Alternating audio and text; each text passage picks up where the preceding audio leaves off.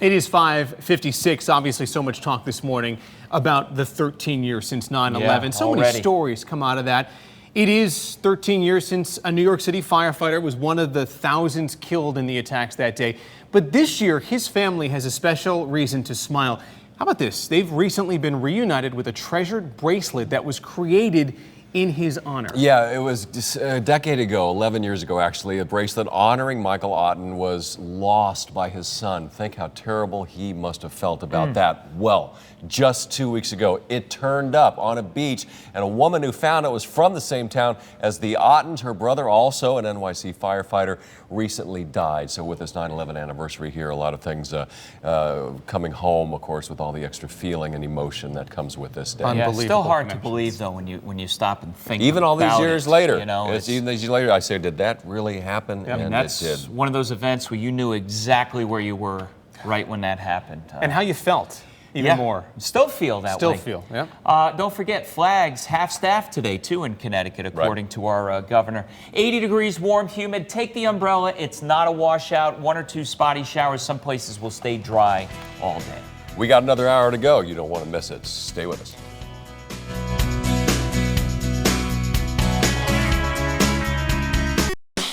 Live. News 8's Good Morning Connecticut starts now. 6 a.m. Thursday, September 11th. Welcome, everyone. I'm Jim Watkins. And I'm Chris Velarde. So much going on this Thursday morning. We have breaking news this morning in Manchester. A live report from the scene of a fire there coming up. Also, the president outlines his plan to defeat ISIS. And of course, today, we remember September 11th. A lot to talk about, including in the weather, where we're starting off things very warm and very humid for this time of September, Gil. Yeah, a little tropical feel out there this morning. Good morning, everyone. You may need the umbrella briefly this morning. A little area of rain that's just off to the west will glide through, kind of fall apart as it crosses our state through the course of the morning between now and, let's say, about 9 o'clock this morning. Humidity is with us all day long today, but a strong cold front comes through this evening with another shower threat and then a cool down for tonight into tomorrow. A little change for the weekend. Couple of raindrops in there, Jim. We'll talk about that coming up with the full 8-day forecast in about 8 minutes. Thank you very much, Gil. 6:01. Let's get a check of the roads with Tom Michaels filling in for Teresa this week. Hey, Tom. Well, good morning, Jim. Good morning, Gil. Most of the overnight construction wrapped up. We are looking pretty good around the state. We still have some slowdowns, though, on Route 2. If you're heading eastbound out towards Marlborough or Norwich, be aware of that paving slowing you down. Let's show you exit 43 here, West Haven, moving. That construction already cleared. 91 work has cleared in New Haven as well. Heading down into Fairfield County, exit 16, a lot of work here on the overnight. That's wrapped up. No major delays further north in Bridgeport. And Hartford, both 84 and 91 are moving. Check the traffic cams, WTNH.com. Jim and Chris, back to you. Okay, Tom, let's go to Chris in the newsroom. We've got some breaking news out of Manchester. Chris. Yeah, story breaking overnight this morning. Crews are still on the scene of a fire at an apartment building, and there's a lot going on here. News 8's Kent Pierce is at the scene, sorting it all out for us. Good morning, Kent. Yeah, certainly a lot going on here, Chris. That's right. And we can tell from the crying and the hugging and the frantic phone calls to other loved ones that a family has gotten some very bad news this morning of a life lost in this fire. We are still waiting for the fire chief to brief us about the circumstances of it so we can know more about it. Let me take you to the fire scene because you can't really see it behind me, so we've got some video to play for you of the building we're talking about. It's a 4-story brick apartment building called the Centennial. We believe the address is 54 Chestnut Street, right close to the heart of downtown Manchester. The worst of the fire damage seems to be on a ground floor apartment. It looks like it started there and then spread on the exterior wooden porch up to other levels of the building because they have had firefighters up on the roof too. How it started, we certainly don't know. The other interesting thing about this fire is that they've brought out the bomb squad, the fire chief hinting that there may have been some things in that apartment that were dangerous, munitions of some kind, ammunition, something that was exploding. Very dangerous for a fire, obviously, because when a bullet heats up and explodes, you never know in what direction it's going to fly. So they brought in the bomb squad for that. The fire is out. Investigators are working the scene at this point, so no more danger from the fire, but there is that one family this morning that seems to have gotten some very bad news. We'll have more information for you as the morning goes on. For now, live in Manchester, I'm Kent Pierce. Back to you. Ken, thank you. Also, just into the newsroom this morning, police are now saying 14-year-old Jillian Burgos was kidnapped. This is a story about that Hartford girl who was missing for several weeks. She has been found out of state in Colorado. Police say she was with a man named Timothy Wynn. He's now in custody and facing charges related to this case. Now to a story, of course, the country is watching and talking about this morning. Ceremonies being held to honor the victims lost in the worst terror attack ever on U.S. soil. And tightened security procedures will be even stronger. 13 years ago, nearly 3,000 people were killed when terrorists flew planes into both World Trade Center towers. There were planes crashing, of course, into the Pentagon and a field in Pennsylvania as well. During ceremonies today in New York City, thousands of specialized officers will be on patrol. The ceremony will start with a moment of silence at 8:46, marking the moment the first plane hit the North Tower. Also breaking overnight, President Obama issuing a warning to another terrorist group working overseas. Last night, he addressed the nation in a special report. He spoke about how the U.S. is going to deal with ISIS. He announced a new offensive to eliminate any and all members of that group in the Middle East. White House officials say the president has decided to launch airstrikes against those targets in Syria. We will hunt down terrorists who threaten our country wherever they are. If you threaten America, you will find no safe haven. The president is also sending troops to Iraq, but he says they will be non-combat troops. Many Americans are fighting against ISIS in the Middle East, but there are a few who have tried to join the extremist group. Yesterday, a 19-year-old from Colorado pleaded guilty to federal charges for planning to help ISIS in Syria. Shannon Conley was arrested in April when federal authorities said she was trying to get on a flight to Germany and then ultimately to head to Turkey. That's near the Syrian border, where she was planning to marry a member of ISIS. New evidence shows that group and other Islamic militants are actively recruiting young women online. It is just about 6:06. We are watching a developing story in South Africa this morning where former Olympian Oscar Pistorius is in a courtroom waiting to hear the verdict in his murder trial. Could take a while. They have been in the courtroom for a while. The judge has been speaking for a little while now. If she finds Pistorius guilty, he is facing life in prison. He, of course, admits he shot his girlfriend last year, but he says he mistook her for an intruder. 6:06, a lot going on this Thursday morning. Let's go back to you, Jim. Yeah, and the Oscar Pistorius story, Chris, unusual in their system of justice in South Africa for a democracy to have the decision for this fall not into the hands of a jury, but a single person, one judge. It is a different legal system in South Africa, and it takes some getting used to, especially with the way this is taking a little bit of time to announce the verdict. Yeah, if we hear anything definitive, we certainly will pass it along. Thank you, Chris. More news to get to this morning, including a pretty bad story out of Stanford. Police have released camera footage of an autistic man being robbed. News 8's Brian Spiros is live in Stanford. Brian, this story kind of answers the question of how low can you go?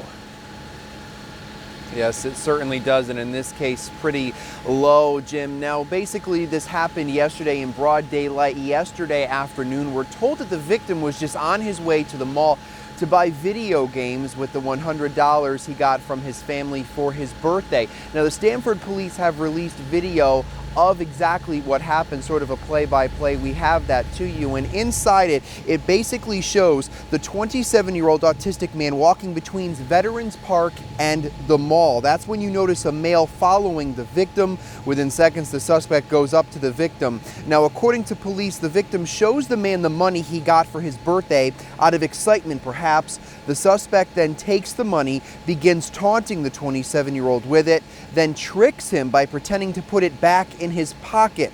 The suspect then gives the victim a hug and runs off with the $100. Now, according to police, a special services ambassador heard the victim screaming he had been robbed. The ambassador says he then saw 3 young black males running away from the area, although the video only shows the one person interacting with the victim. Now, at this point, no arrests have been made, which is why police here in Stanford have released this video, hoping that someone may recognize the person in it or know something. If you do, you are asked to give them a call. As for the victim, he is all right. We're told that his mother later came to the mall to pick him up and bring him home. That is the very latest. We're reporting live this morning from Stanford. Brian Spiros, News 8. Thanks, Brian. Now to a follow-up on what has been a national topic, but one certainly affecting police departments here in Connecticut. The Hartford Police Department has said it would welcome adding body cameras to the gear worn by its officers. The idea has resurfaced in light of a tasing incident that you've seen the video of involving a teenager and a police officer. Well, it turns out that the Hartford PD already has a few cameras and does use them in a limited capacity. The police chief telling News 8 that more cameras would mean more transparency. Years back, we began to study it and got it all the way along to the point where we purchased 43 cameras, developed a policy and procedure, tested and evaluated, and we're ready to deploy. Well, the police union says not so fast. There are a lot of issues to look at before all officers are outfitted with these cameras. One of those is something the union claims could be a life-threatening factor, namely a delayed reaction in the field. The union says it takes less than a quarter of a second for a suspect to fire up to 6 shots. So if an officer is taking the time to turn on a camera, he or she might just have no chance of survival. Now we've got an update for you on the big fire at Delaney's Pub in New Haven. A big debate is brewing over how the fire authorities handled that incident. Last week, the New Haven Fire Union president said that the lives of the firefighters were unnecessarily put in harm's way. He said the chiefs on the scene, the management, did not pull crews out as the building started to collapse. Even went as far as to call the chiefs inexperienced at fighting fires. The union president said that it was because of some inexperienced chiefs on scene making some bad calls. Well, I'm not going to go into that right now because it's still need for investigation. Okay. Do you feel like the chiefs, you, Pat Egan, have enough experience? Like I said, still is on need for investigation. We have professionals who are going to be looking at that to make a determination whether or not there was a problem. Now, Mayor Harp says this fire investigation is under internal review, the same as any fire that takes place in the city. She also says they are looking to create new procedures in light of this. Still ahead on Good Morning Connecticut, new information about the Ray Rice elevator video and when it was first actually released and when the NFL might have become aware of it. We'll have the latest coming up.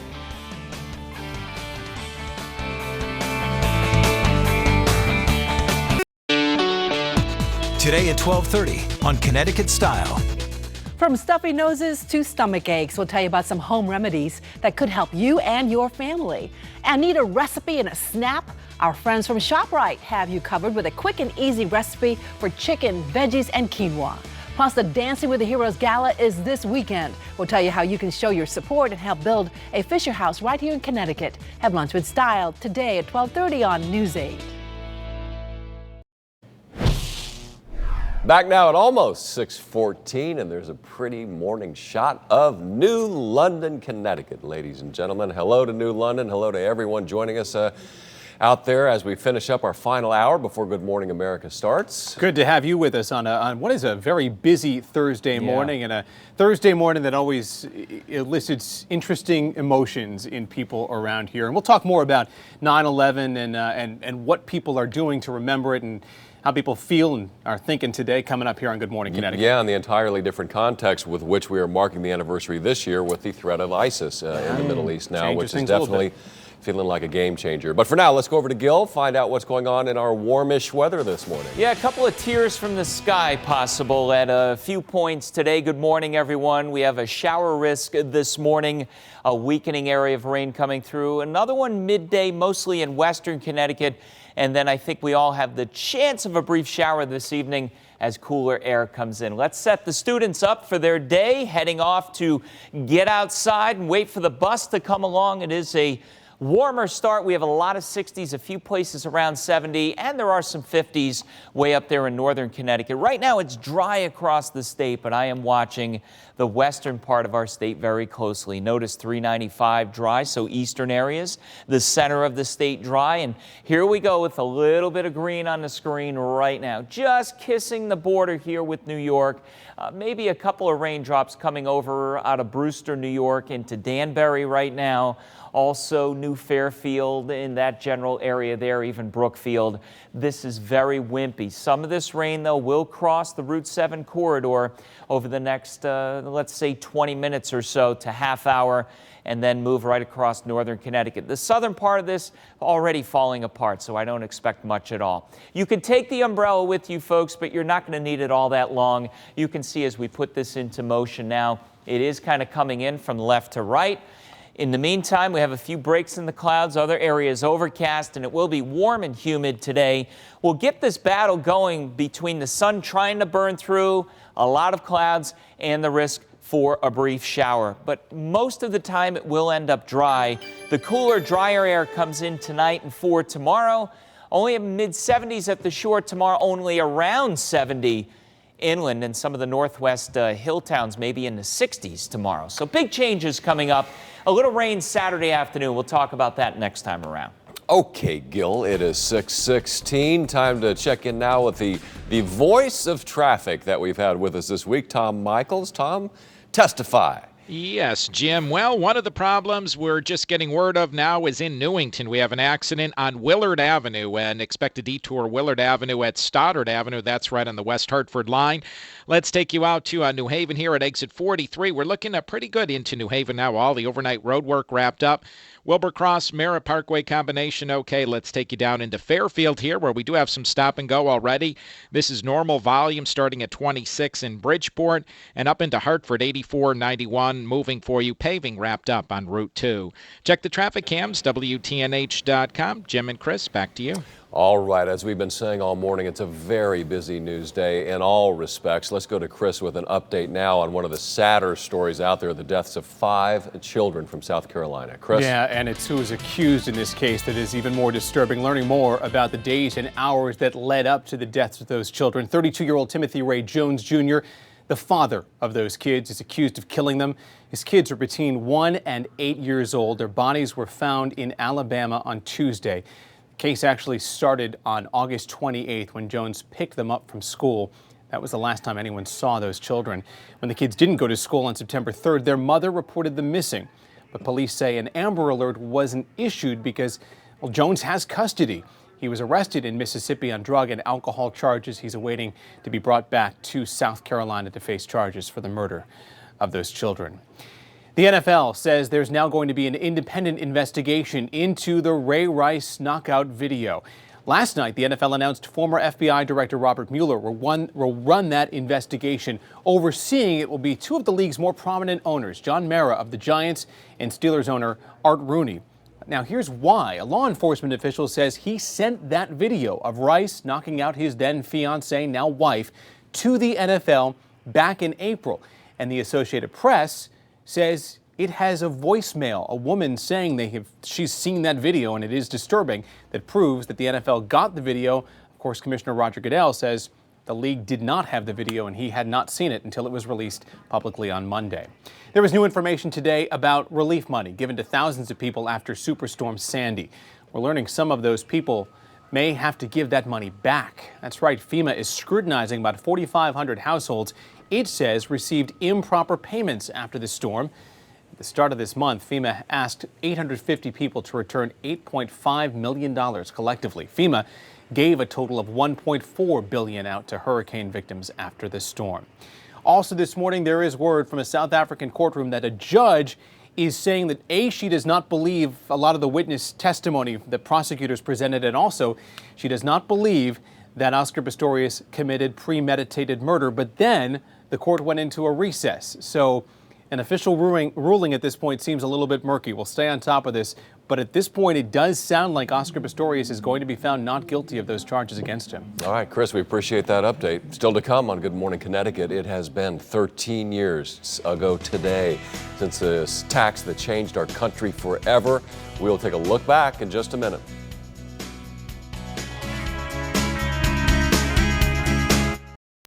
Get the Storm Team 8 forecast right on your phone.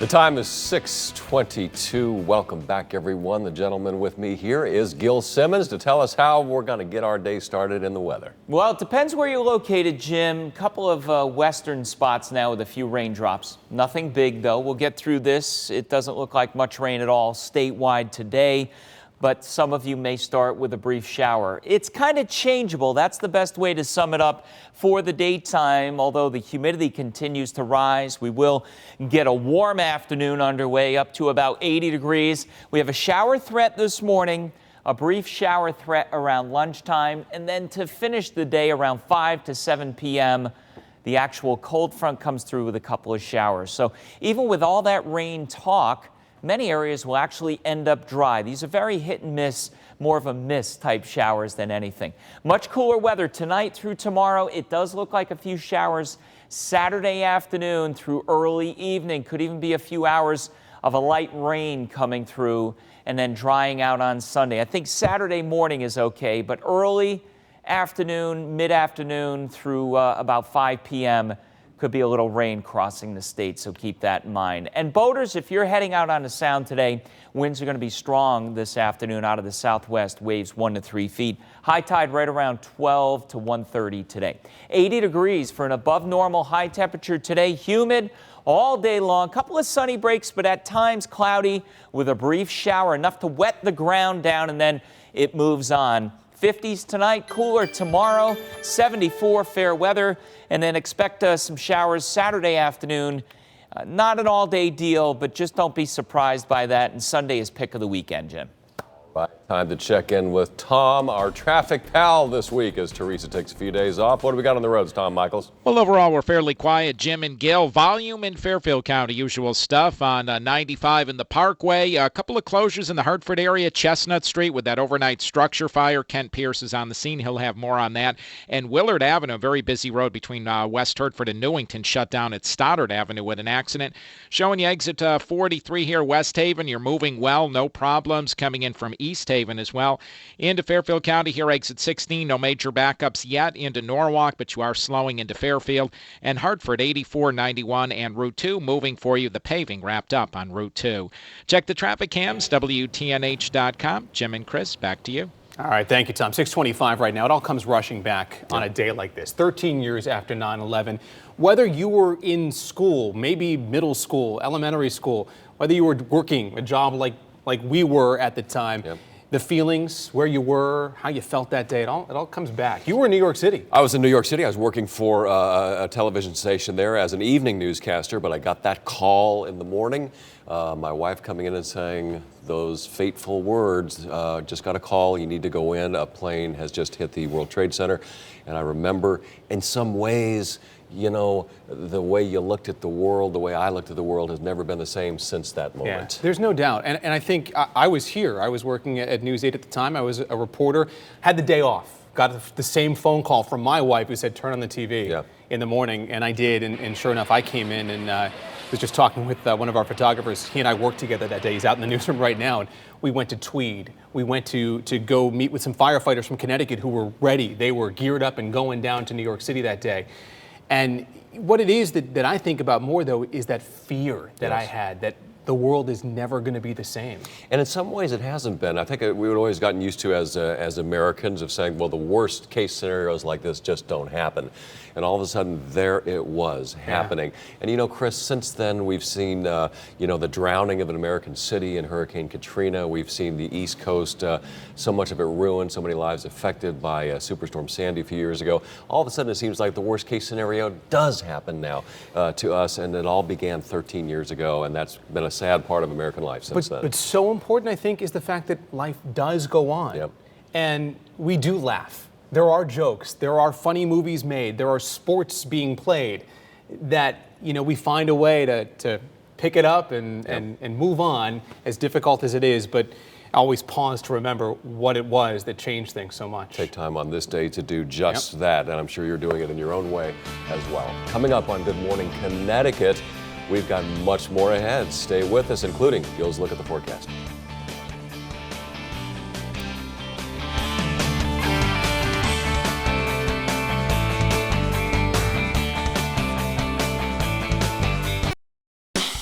live. News 8's Good Morning Connecticut starts now. Good morning, everyone. It's nice to have you with us on this Thursday, the 13th anniversary of the September 11th attacks. I'm Jim Watkins. And I'm Chris Velarde, live in the newsroom on what is turning out to be a pretty busy news day in its own right. We've got a story out of Manchester, breaking news overnight, a fire there. We will get the latest in a live report coming up. All right, right now we're going to turn to Storm Team 8 meteorologist Gil Simmons to tell us what we need to know as we head out the door this morning, and the possibility of rain, possibility. Well, we have a little right now, Jim, out there around Bethel, Danbury, maybe New Fairfield. So western Connecticut, also in the far northwestern corner, up there around North Canaan, Winstead shortly likely to get in on a little rain. This is weakening as it comes into the state, so those of you in eastern Connecticut will probably not see anything at all from this. Humidity is up and it will go higher today along with the temperature, forecasting 80 degrees. It's the only 80 in the 8-day forecast because it does turn cooler tonight into tomorrow. We'll talk about the weekend too. There's a little upsetting news about part of the weekend, but it's not a all-day washout, Jim. Okay, Gil, let's hope that Tom Michaels brings us no upsetting news as he fills us in on the traffic flow. What about it, Tom? Well, just a couple of minor incidents to tell you about, Gil and Jim. We have Willard Avenue shut down at Stoddard Avenue with an accident. That's on the Newington-West Hartford line. Also, Chestnut Street in the center of Manchester shut down with a fire investigation. That's a residential street, so it won't affect traffic too much. West Haven here at exit 43 in pretty good shape. Not too bad over the Pearl Harbor Veterans Memorial Bridge out of East Haven yet. Exit 24, usual volume. These delays start at exit 29 now out of Bridgeport on 95 and into Hartford, 84 and 91, still moving through downtown. Check the traffic cams, WTNH.com. Jim and Chris, back to you. Thank you, Tom. Chris is in the newsroom with some breaking news out of Manchester, probably involving a fatality, Chris. That's what it is sounding like, Jim. A fire overnight there. Firefighters have been on the scene. The bomb squad has been there as well. News 8's Ken Pierce is live at the scene to sort out the details. And with light, I'm sure getting a better look at that building, Kent.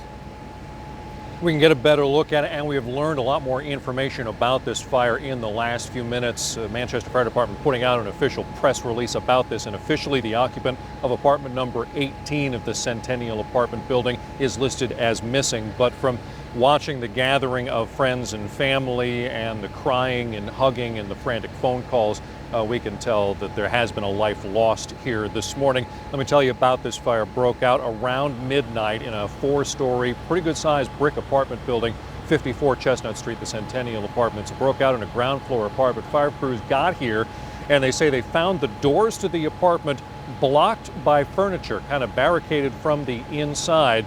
They managed to get a door open a little bit, only to find there was ammunition and what they refer to as larger munitions inside that apartment. A very dangerous situation in a fire because bullets, anything else that can explode, can react very badly with fire, to say the least. So they got out of there, called in the bomb squad, tried to just drown this fire from as far away as they could and still reach it with their hoses.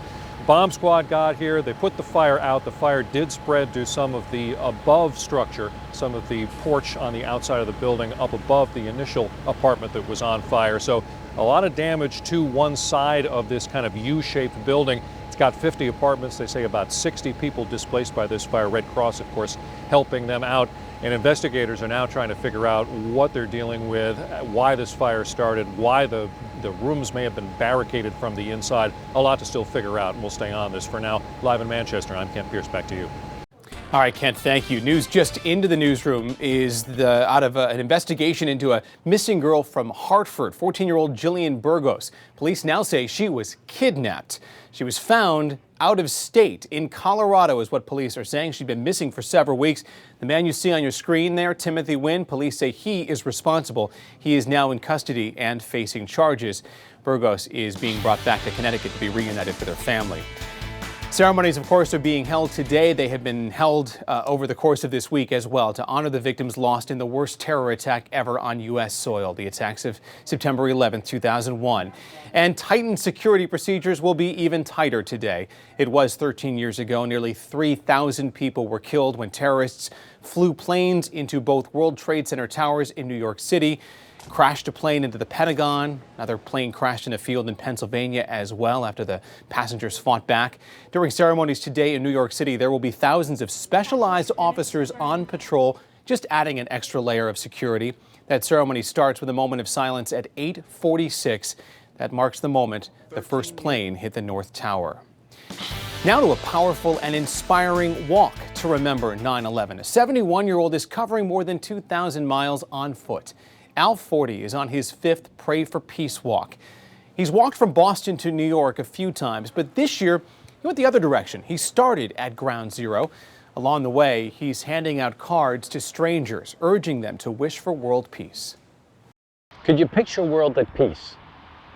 All the money we would have to spend on other things, all the cures. So my goal, I know everybody's not going to pray for peace, but if more of us who did it, the better off we'd be. He's going to finish up that walk on September 28th at Fenway Park in Boston. News breaking overnight. In his strongest words yet, President Barack Obama is issuing a direct warning to ISIS terrorists and a call to action for the rest of the world. Last night, he addressed the nation, a speech from the White House, and announced a new offensive to eliminate Islamic extremists in the Middle East. White House officials say the president has decided to launch airstrikes against ISIS targets in Syria.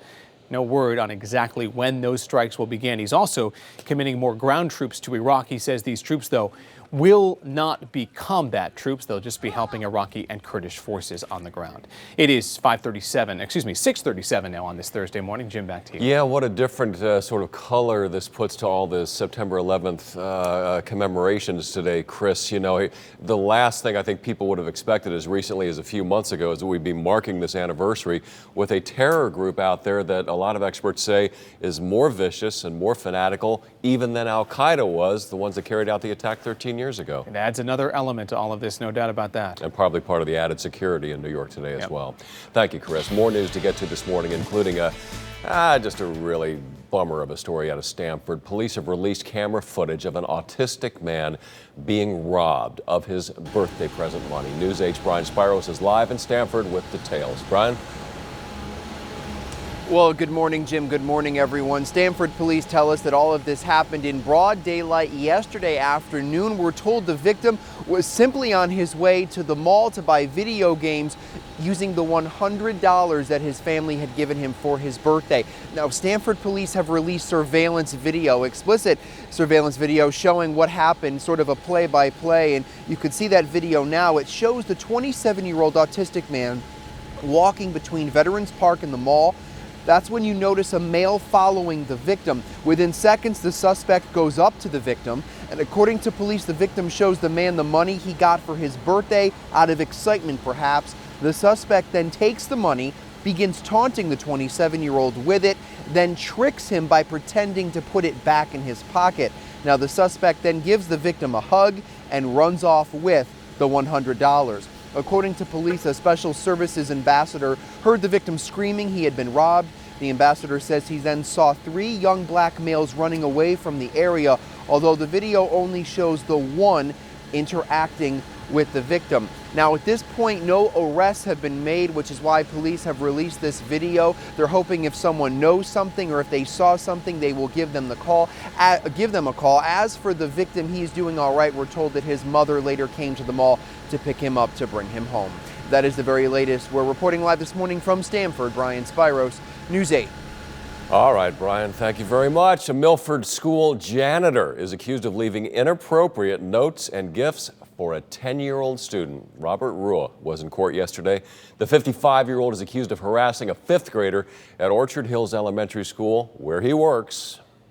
She did report the incidents to her parents, and her parents said, just leave a note on your desk telling the person to stop doing this. Because they probably assumed it was a child. Apparently so. Well, Milford School says they called police immediately and also put the janitor on leave. Rua is being held on $35,000 bond. He'll be back in court on the 24th. Still ahead on Good Morning Connecticut, big changes coming to Yale involving parking. And some employees are less than thrilled about them. We'll have details when we return.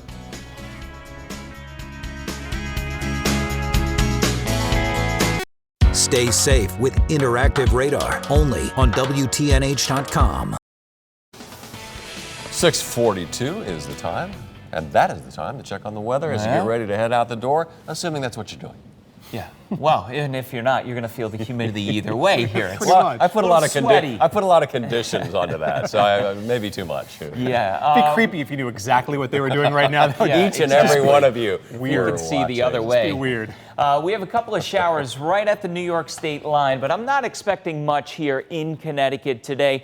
And I'm with you folks that always want to remind me we do need rain. That is very true. I don't see much with the setup for today. We'll have an opportunity this morning, another one midday, and then later in the day. But even adding all of those up, places will end up staying dry. It's just a brief shower threat. Mostly in the 60s for the students heading out to the bus this morning.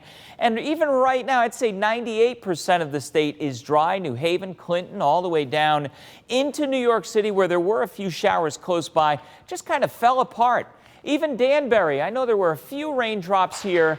Now it pretty much disappeared off the radar screen. It's the far northwestern corner where there is a little rain coming right across the Route 44 corridor, and that's probably going to reach Winstead in the next 15 to 20 minutes. Even North Goshen up there around Norfolk and North Canaan. That is it for rain in the state right now. Hartford dry, even out through eastern Connecticut, and temperatures out there are mild. Take a look at Haddam, 62, Hamden, 65, Colebrook, 59, 66 Pawcatuck, and Norwalk, 66. We'll be well into the 70s by 10 a.m. this morning, heading up for 80 later this afternoon. A brief shower possible. You may want to take the umbrella, but if you don't, it's not a big deal at all. Any shower will not last long. Cool air tonight, and Saturday afternoon is not looking so pretty at this point. Doesn't look like heavy rain, but anyone with outdoor plans definitely got your back with the risk of a shower or two coming through Saturday afternoon.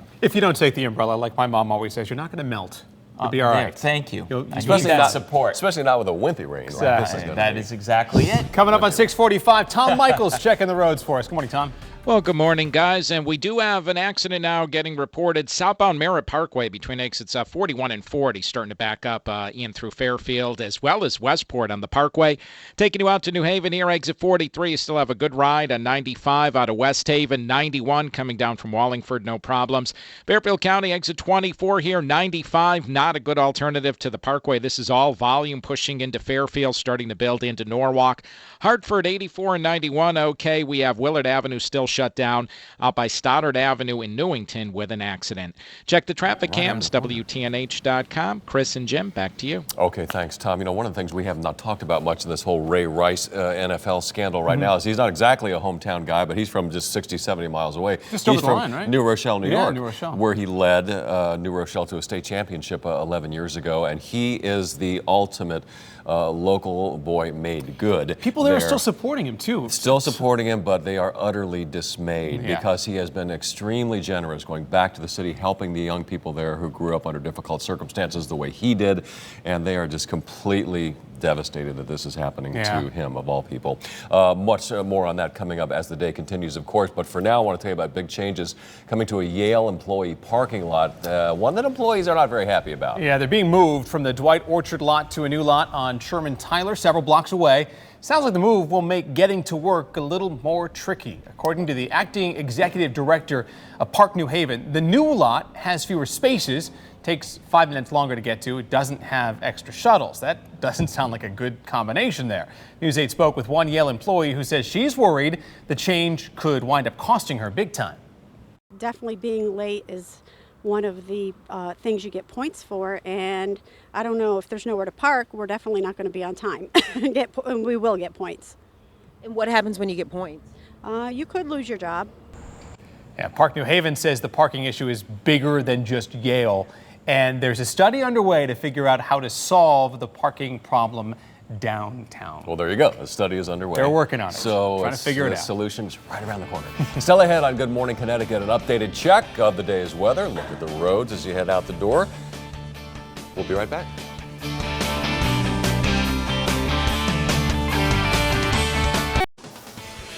Welcome back, everyone. We're coming up on 10 minutes before 7 o'clock. Let's get another look at our weather forecast. As long as we got Gil in the neighborhood here. What do you say? Changeable is best way to describe it today. Not a washout, but a brief shower possible this morning, midday, and then late. But much of the day will end up dry. Let's take care of the boaters who are tuned in right now.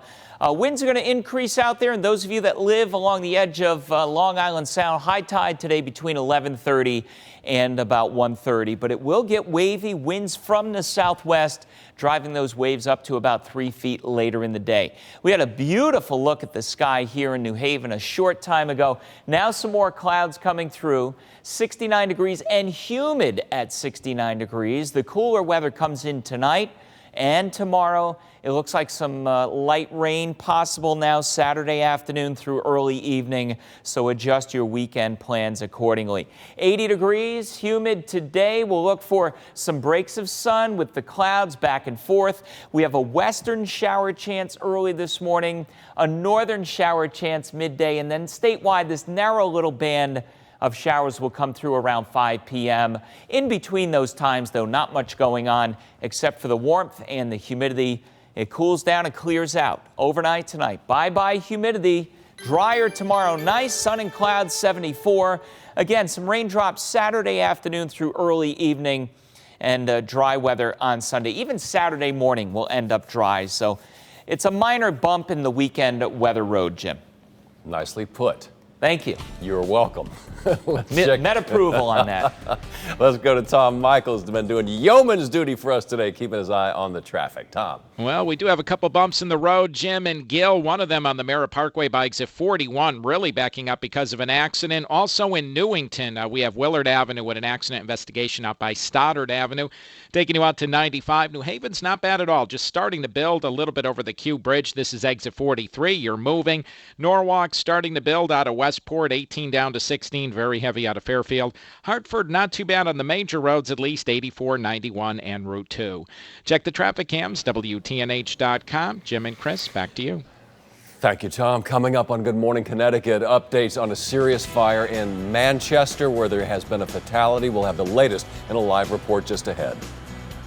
Good Thursday morning. Coming up next on Good Morning America, President Obama laying out his strategy to destroy the terror group ISIS in an address to the nation last night. We are live from Washington with more on U.S. security as the president prepares for a significant escalation of military operations against ISIS. It's all next on GMA.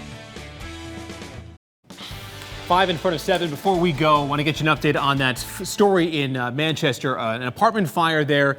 We're hearing it is deadly. A lot going on with this story. Yeah, News 8's Kent Pierce has been watching it since before the sun came up. What have you got for the latest, Kent?